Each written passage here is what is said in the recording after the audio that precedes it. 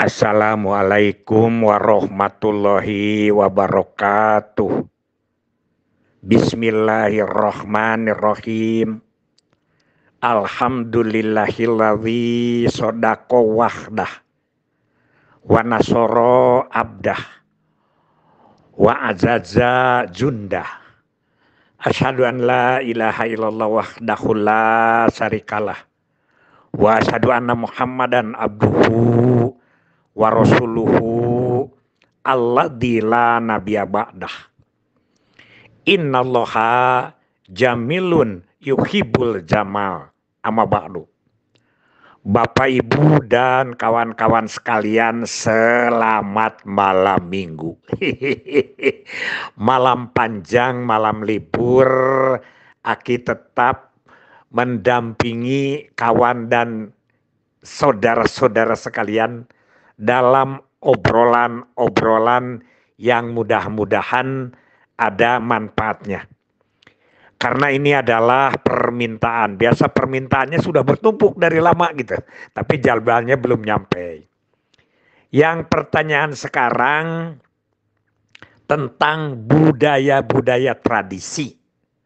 Ya, tradisional. Jangan lupa, budaya-budaya ini adalah tidak mengandung unsur-unsur yang animisme dan dinamisme. Karena sudah bersih-bersih ini ya. Contoh begini nih. Apa ki yang disebut pantun, Janaka Sunda, Tarawangsa, Dog-dog Lojor, dan yang terakhir adalah Nur Hidayahan.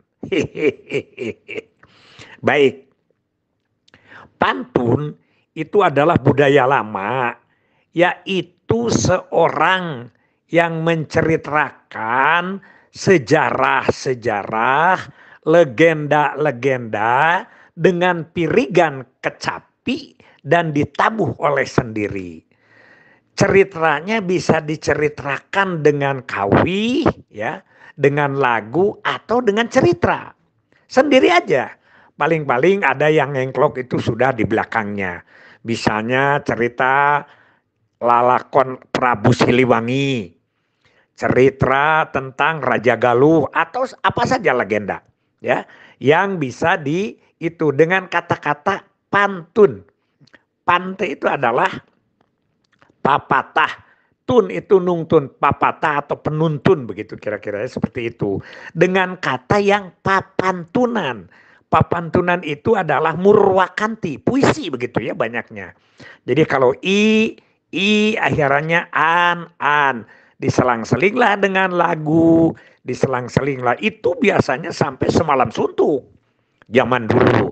Sekarang biasanya papantunan itu hanya sekitar 3 jam atau 2 jam begitu ya. Tapi itu seneng kan daripada lama.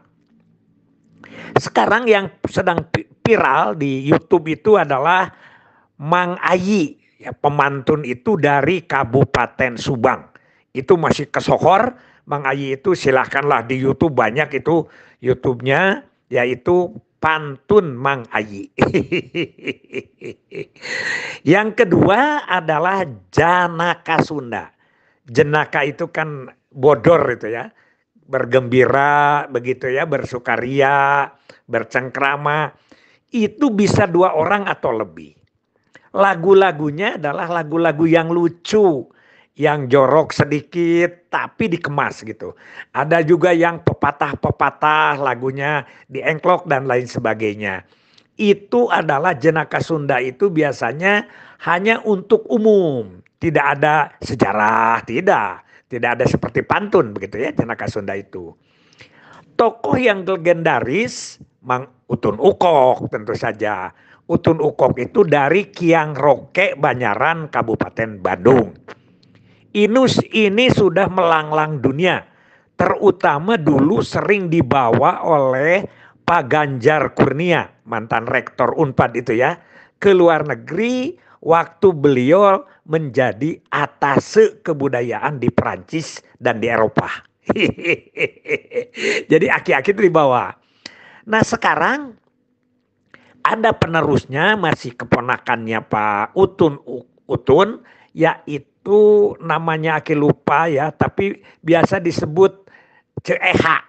Ceeha karena dia suka pakai baju wanita seperti sinden begitu. Udah tua. Sekarang sedang viral itu di YouTube-nya ya, Ceeha itu. Itu juga sama dari Banyaran. Cuman kalau Mang Utun itu dari Kiang Roke, dia dari Cimaung. Itu ya. Yang ketiga adalah Tarawangsa. Tarawangsa ulah sok ngarebab jangkung abdi mah osok nalangsa. Nah itu adalah tarawangsa. Rebabnya itu sebelum ada rebab yang sekarang di gamelan, itu ada rebab tarawangsa. Tinggi rebabnya itu ya. Kemudian dipiring juga dengan kacapi, itu satu orang. Itu adalah untuk budaya syukuran lah, semacam syukuran setelah panen. Disebutnya adalah jemput padi begitu ya. Bau ya yang disebut dengan Dewi Sri itu. Jadi supaya bahwa sedekah bumi dan lain sebagainya itu menjadi kemaslahatan untuk manusia. Kata-katanya sudah ke Allah Subhanahu wa taala, ke Rasul itu. Tidak ada yang ke jurik jarian dan lain sebagainya, tidak ada. Tarawangsa ini yang paling kesohor adalah tarawangsa dari Rancakalong, Sumedang ya. Ini Rancakalong ini berbagai, dan kemudian sekarang Aki yang sangat bergembira dimodifikasi yang disebut tarawangsa ini oleh generasi muda. Bukan generasi muda, malah masih remaja-remaja sudah mengeset itu rebab jangkung itu, tarawangsa itu. Aki gembira sekali. Bila penasaran, coba cari di YouTube ya. Tarawangsa saja, pasti itu keluar ya di YouTube. Itu tentang tarawangsa. Kemudian ada dog-dog lojor. Dog-dog lojor itu dog-dog cuman kayunya panjang. Kayak bedug gitu. Kalau bedug besar kan, kalau ini mah pandang pendek. Ini adalah dari daerah Sukabumi Selatan. Dulu dia hanya pemirik pada saat panen. Jadi ada rengkong, ada gondang, ada dog-dog lojor. Di mana Aki melihat? Aki di Ciptagelar, ya, di Cidol, Pelabuhan Ratu, terus ke sananya, terus ke atas 2 jam, hampir jatuh. Sekarang katanya jalannya sudah bagus. Kalau ke sana indah sekali ya. Si bapak ketuanya itu, puhunnya itu, istrinya itu 4 dan 1 kalau tidak salah orang luar negeri itu. Cantik-cantik dan putih-putih di sana. Aki juga ngibing segala macam di sana ya. Waktu kemitraan antara BKKBN dengan DPR, sering ke sana ya. Sambil ngebagi-bagi TV segala macam gitulah ya, acara seperti itu. Itu adalah dog-dog lojor. Tapi dog-dog lojor juga sekarang sudah dimodifikasi menjadi pentasan. Bagus gitu ya. Kemudian yang terakhir yang ditanyakan adalah Nur Hidayahan. Kalau Nur Hidayahan itu sebetulnya adalah karyanya Kang Suryalaga, Hidayat Suryalaga. Kang Haji Hidayat Suryalaga yang menciptakan syair-syair Sunda dalam lagu Tembang Sunda dan Kawi. Itu adalah terjemahan dari ayat-ayat suci Al-Quran. Bagus. Jadi surat Al-Insyirah misalnya disebut sekian ayatnya, kemudian dilagukan ayat ke-1 artinya apa, ayat kedua artinya apa, Al-Arad ya, itu di ayat berapa yang innallaha la yughayyiru ma biqaumin itu di bahasa Sundakan. Misalnya saja ini Aki salah satu ya. Surat Wal Asri itu kan itu dilagukan ya. Demi wanci satemena jalma aya dina rugi. Demi wanci satemena aya jalma aya dina rugi. Iwal anu iman, iwal anu soleh, nu silih wasiatan dina kasabaran